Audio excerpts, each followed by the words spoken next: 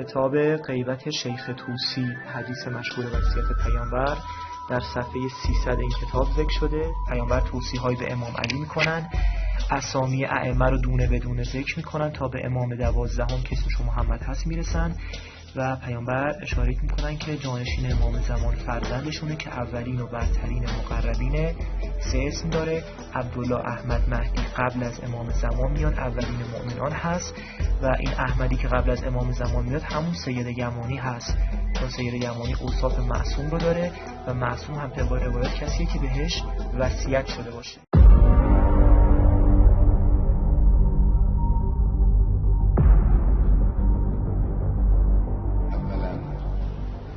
وصیت از پیغمبر است. ثانیاً اون کسی که مورد وصیت است و مخاطب است کسی مثل امیرالمؤمنین است. برترین و عالیترین مضامین را قهراً باید در یک چنین وصیتی جستجو کرد.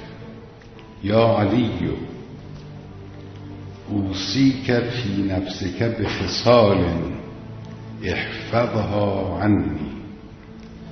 ثم قال اللهم اعنه. اما الاولی فالصدق. اولین وصیت پیغمبر به امیرالمؤمنین در این روایت عبارت است از صدق، راستگویی. ولا یخرجن من فیک کذبة ابدا. حتی یک دروغ هم از دهان تو خارج نشود. یعنی همت انسان این باشه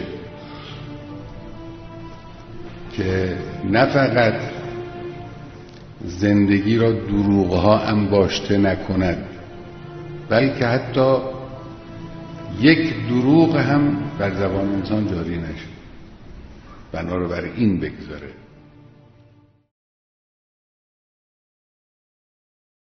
ذکر میکنن تا به امام 12 که اسمش محمد هست میرسن و پیامبر اشاره میکنن که جانشین امام زمان فرزندشونه که اولین و برترین مقربینه.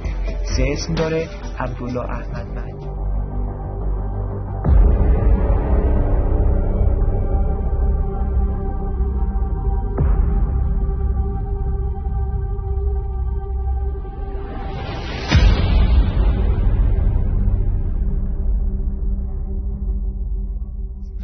عبدالله احمد مهدی قبل از امام زمان میاد، اولین مؤمنان هست و این احمدی که قبل از امام زمان میاد همون سید یمانی هست، چون سید یمانی اوصاف معصوم رو داره و معصوم هم طبق روایت کسیه که بهش وصیت شده باشه.